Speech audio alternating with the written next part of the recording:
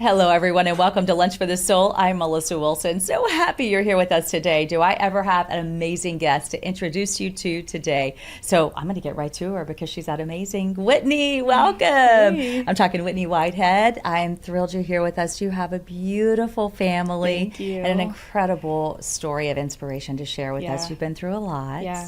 but you've also gotten on the other side now. Yeah, it does. It does feel like that. Yeah, we've 6 months since transplant. It feels like we are on the other side of it. And gosh, it's been so long to get here that it doesn't even feel real, really. Okay, so we're going to have to back up to make sure we get everybody up to speed with what Yeah. we're talking about. So we are talking about 20-month-old Lagan, your precious son.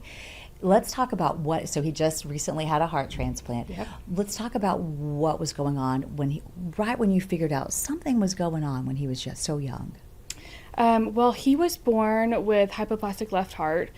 So we knew even when I was pregnant with him that, he was going to have a long journey. And a lot of people probably don't know what that means. I know Yeah. even me as a medical reporter, I had to do a little research. Can you explain that to us? Hypoplastic left heart is where the whole left side of his heart didn't form. The left side of your heart is like the pumping part, the main pumping chamber that pumps blood out to the rest of your body. So as you can imagine, not having a functioning left side is pretty detrimental. So kind of the path that you usually go is 3-stage surgeries. That's kind of the typical path for HLHS. So we kind of knew going into it that it was going to be a long road, and they always explained it that transplant was kind of like a last resort, or like almost as like a final step in everything. So we always knew that it may be in the picture, but I guess the hope is that it's kind of later down the road, So he had his first open heart surgery when he was 5 days old, which is crazy. He was just an infant.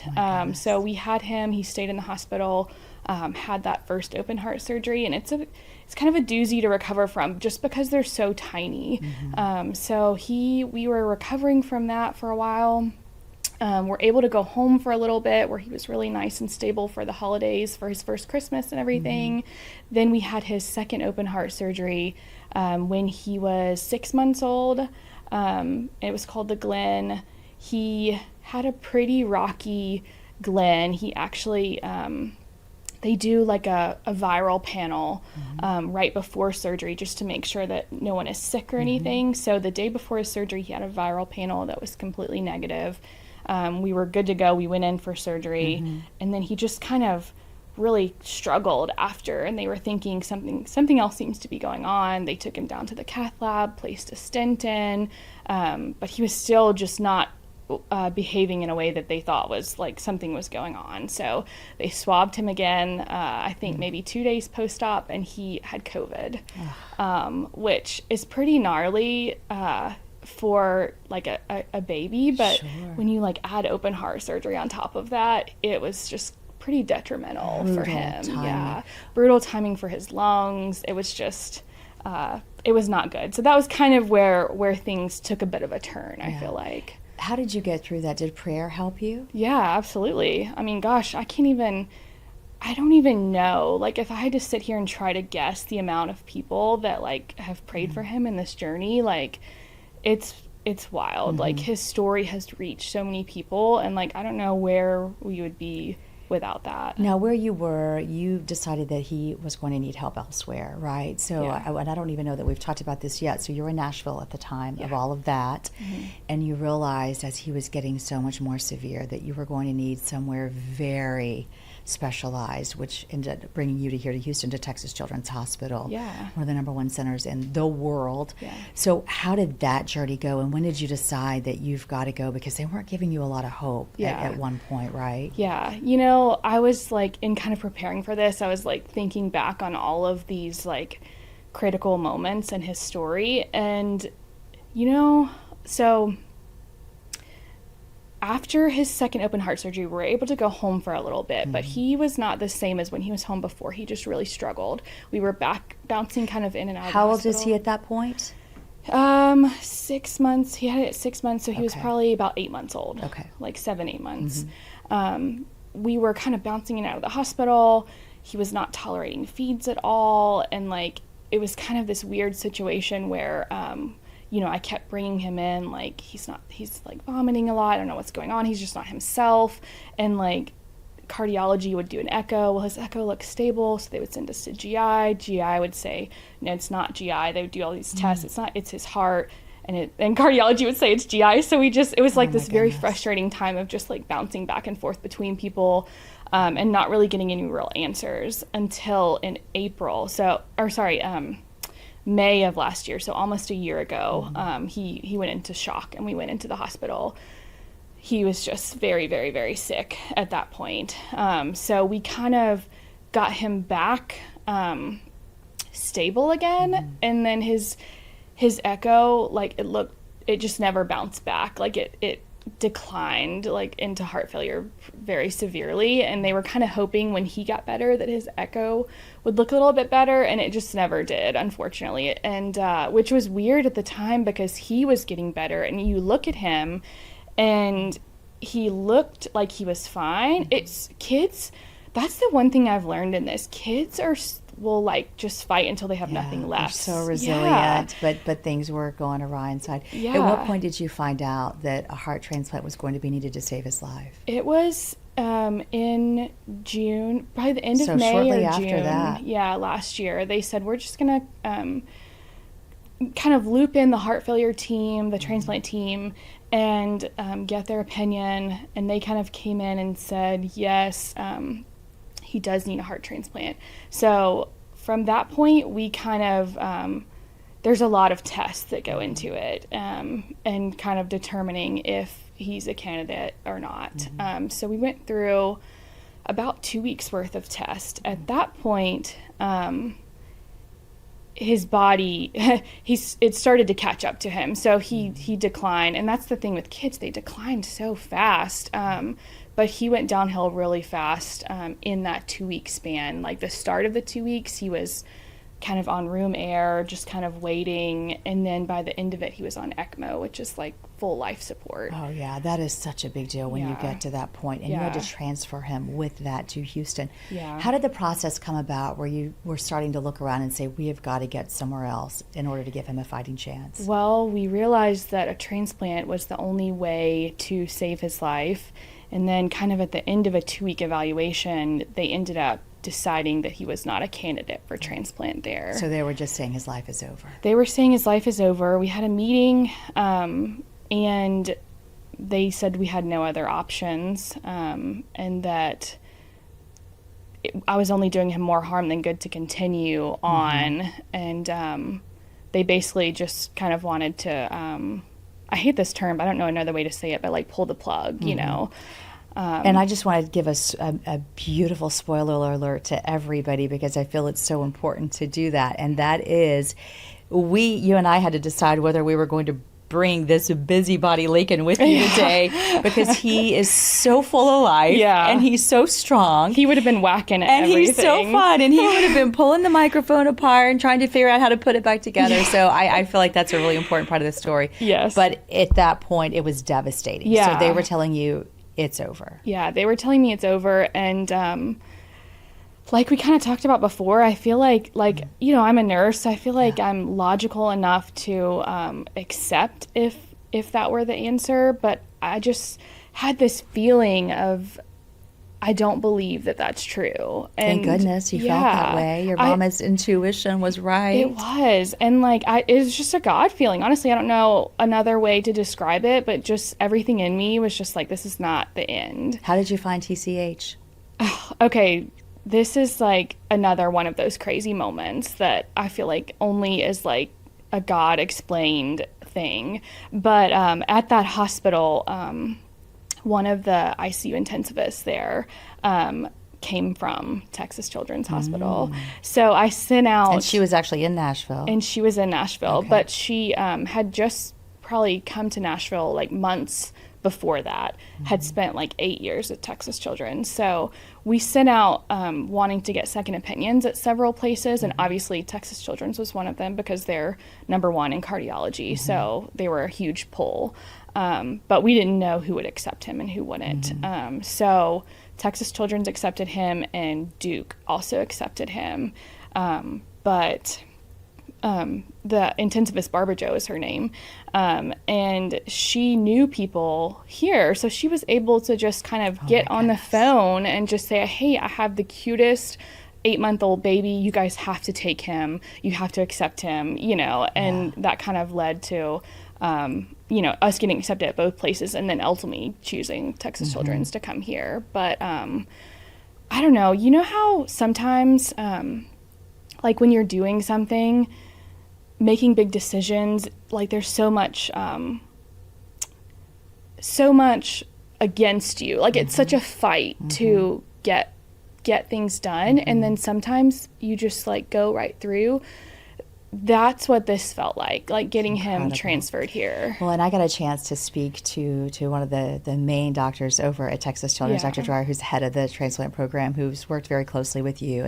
And he said that, yes, Lakin was incredibly sick when he arrived. He was in very poor condition, and they had to make sure that he was stronger before the transplant, right? So how long did that take before he was ready, and then that you found that beautiful match? So we came here June 17th. And then, he came here so sick, and then it's almost like things had to get worse before they got better, So we battled a lot of getting him better until he was even presented to the medical review board 3 times. He was tabled 2 times, where at those point, it's like a yes, no, or table. And thankfully, those 2 times they tabled him. We think that he has a chance, but we don't think he's ready yet. So that was a lot of stress too, of kind of waiting on the result of those meetings and just hoping. They know, right? Because they know that they're going to put it, if he's tabled, it means it would put his life more at risk to undergo it at that point than to do it. And then you're unfairly, accepting a heart. So everything has to be just right. Everything has to be just right. But then it was just right. Yes. How did that feel when they said yes? Yeah, September was when he was listed. I can't remember the exact date, but it was in September. And I was on the way to I knew they were presenting him. And at that point, he had gotten better, but I still wasn't sure. I'm like, are they going to wait a little bit longer? So my husband and I were on the way into the hospital early that morning. And I got the call of them calling and telling me that he was approved.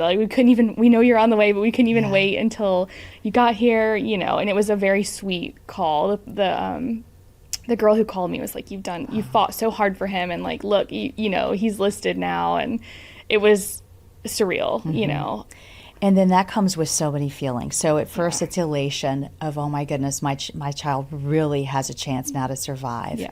But then you go into, okay, but another baby has to die in order for my child to live. So then there's just these feelings. How did you deal with that? Oh gosh, I don't know. I mean, I struggled with that a lot at that time. I think I've kind of come to terms with it now.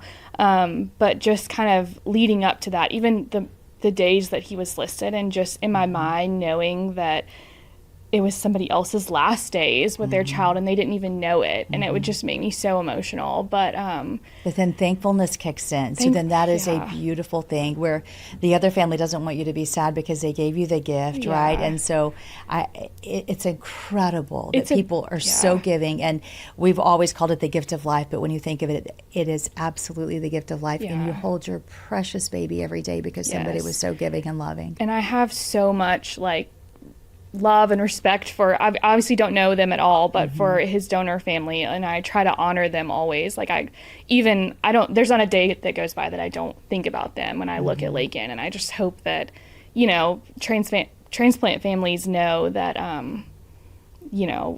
the life lives on, I mean, how crazy is that? Yes. That heart still beats. The heart is beating. Very long time. Yes, it's saving his life right now. That's such crazy. a beautiful thing. And if you didn't donate, that life would have ended forever. And instead somebody, it's such a beautiful thing. Yeah.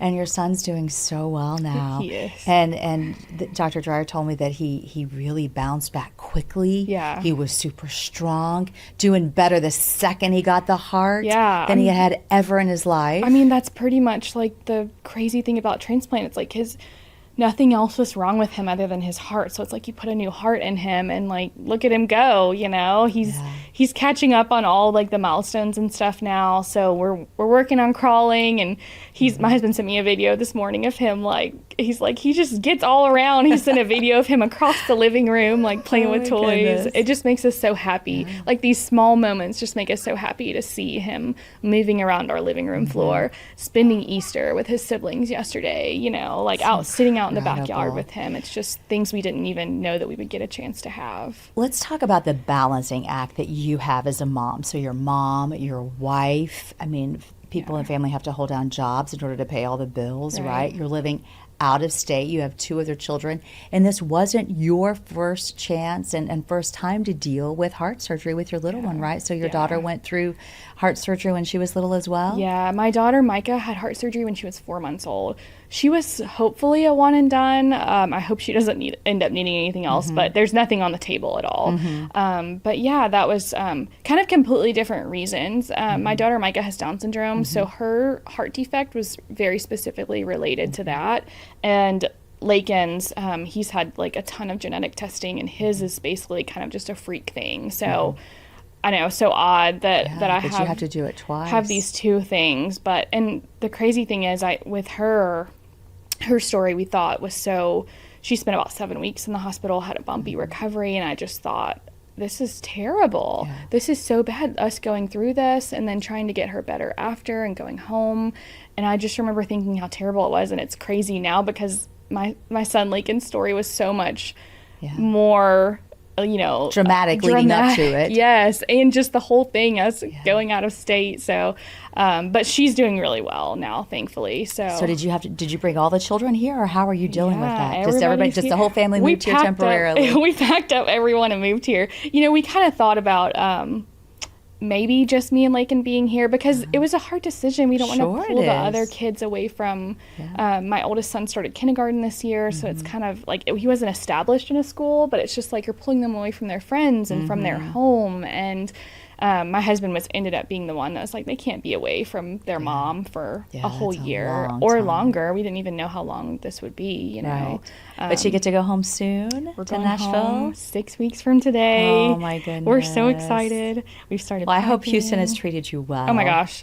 Yeah. Texas is always going to have such a special place in our heart. And we're coming back here for all of his appointments and stuff. But, yes, I saw Dr. Dreyer put you on the spot for that and say, he was like filling you out. Are you coming back? Are you going there? You're like, no, we're here all the way. We have such trust in his team here that it would be so hard to hand the reins over, So we're definitely going to come back here. But well, it worked, so that would be my comfort zone as well, because that you don't want to rock the boat. Yeah. Right. So what does it look like for him now? How is childhood going to look for him? Does he get to just play like he normally would have? Yeah, he's hopefully, the transplant was the start of a normal childhood for him. So the main thing is catching up on therapies, really, and gross motor things. But kind of once he gets caught up on those, we're just going to be living normal life, which is crazy. I mean, to go from what he went through to just a normal childhood. And then how do you deal when you have a little one with anti-rejection drugs and things like that, when he's too little to swallow pills? How does all that work? He has a G-tube, thankfully. He got it when he was really tiny because of all of his... We kind of knew it would be a long journey, and especially when they're little, he didn't even get a chance to eat by mouth for months and months. So it wasn't really safe for him to at that point. And we just made the decision to go ahead with a G-tube instead of doing an NG tube in his nose for a really extended period. And it ended up being a good decision, obviously, with everything that he has gone through. So we just give his meds 3 times a day right now, but shortly it's going to be twice a day through his G-tube, so he can be asleep at night, and I just go in and give him. So it's been really convenient. The immunosuppressants do make things a bit tricky with older siblings in school, especially because we're trying to keep the germs away from him. But how do you deal with that then? We just wash hands a lot. That's good. We learned that during the pandemic. We got that down. Just wash those hands really well. Yes, but still, even with the best hand washing, kids are just so germy, I feel like. So the crazy thing is he has had several colds since his transplant, and he's just been totally fine. Whereas things that before transplant, no question we would have been admitted to the hospital on oxygen, struggling. Like, he's just kind of like a normal baby that's now. huge. Yeah, with colds, that it's so much less stress to not have to think all the time, are we going to bet. have to go take him to the ER right now? Or, you know. Well, he's just so aware and so much fun and so lively. Yeah. I mean, you would when I was hanging out with you two, I would have never guessed in a million years he'd been through anything. Yeah. I mean, just super aware of everything and so fun. Like all of his toys, he just has his favorite toys and so much fun. Oh yeah, he's so busy and so lively right now. We're, like I said, we're just so thankful to have these moments with him and to see the life really in him. I feel like for the first time, kind of. For anyone who goes through a hard time, obviously, what you went through is extreme. It's a lot. And probably people may not have to go through quite that much, but whatever they're going through right now is tough to them. Yeah. Do you have advice of how to go through those times, because you've really been able to do it and stay strong? I know, gosh, looking back, I couldn't have done that on my own. Like, I can't think of a single thing that I did that made it better. We just had a lot of people supporting us, a lot of people praying for us. So a support team is huge. Yeah. The prayers are huge. The prayers are huge. And I see the beautiful cross around your neck, and I know that faith makes a big difference. When you believe that there's something bigger than yourself, that helps a lot, doesn't it? Absolutely. I mean, like I said, there's just been too many moments kind of in all of this that it's just undeniable to me. Like, I've always been a believer, but there's just been so many moments that really stood out. And I always say it comes down to all medical care is not equal, right? It's just not. And the fact that you were willing to say, this is the #1 transplant center in the country. I'm moving my family to Texas to get help at Texas Children's Hospital. That's huge too. Just to have that had to make you feel more comfortable knowing that if there's a place for your child to survive, you're really in good hands. Oh, I would have gone anywhere. I mean, I truly would have. Anywhere that would have given him a chance. And yeah, like you're saying, the care, there is a difference. And like just seeing that after we got here, there was just such a sense of of confidence. You know, I feel like that's what my husband always said too. He's like, the team here is just so confident in every decision that they make, and it was just like so much. It was just such a peace, you know, to come here. Doesn't and that know make a difference? Oh my gosh! Because if they're feeling confident, that changes your entire outlook of it, right? And it makes you feel more comfortable, more confident. And then I really believe, I don't care how young our children are, that they get that energy from us. Yeah. I mean, your baby knows if you're stressed out or not, Mama. Yeah, right? No, for sure. Like they're absolutely. So you don't want. I mean, you don't want a team that's not sure if they can. We'll try to make this work. You know what I mean? Yeah, no, I'd rather not. Like that doesn't. No, we're inspire. going all in, and then what about any last advice as we wrap up about making sure those other children don't feel ignored and to make sure that they don't get lost in the fray, because that's hard too. Yeah, I mean, I just say, don't be afraid to step out there. Like, really, what I've shared is one of the things that I try to make the forefront of his story is that second opinions save lives. And I don't think there's any harm in getting a second opinion somewhere. And just you can at least know that you've, like, if you hadn't, he wouldn't be here today. Exactly. Yeah. Which is wild to think about. I mean, my life would be on a whole different trajectory. I mean, I just can't imagine, or I can't imagine, unfortunately. But yeah, so when you think about baby Lakin, where do you see him? What do you picture him doing when he gets a little bit older? Oh, I picture him I'm so excited for him to start like walking and running. So I kind of like see him in like soccer or something like that. I want him to do like a sport, you know. I don't know. I just envision a normal life for him, which I know doesn't sound like exciting, but when you picture... No, it sounds very exciting after all you've been through. When you didn't know that he could even have that, it seems like a dream now. So we're very thankful that, he has the opportunity because a donor made that possible. So very grateful. How much do those kiddos mean to you? All of them? Everything. I mean, you see, we moved all the way here. Like, each of them means the world to me, and I would do anything for any of them. So I'm so grateful that I get them all together, and they get to grow up and experience life together. Well, Whitney, it's an honor to be able to talk to you. Thank you for sharing your beautiful course. story, Of course. for making that important call for people to realize, to call to action, that second opinions matter. Yeah. And it saved your son's life. Thank you so much for All having right. me. God bless you. Yeah. Only good health for all of you and your family to come. Thank you. All right. And I want to thank you all for joining us here on Lunch for the Soul. It's so beautiful to be able to share stories like this. It means the world to me. I hope it opened up your heart and your soul, since that's what this is all about. If you have a story idea you would like to share, I hope you'll do it. You can reach me at melissa.wilson@fox.com. Thanks for being here on this version of Lunch for the Soul.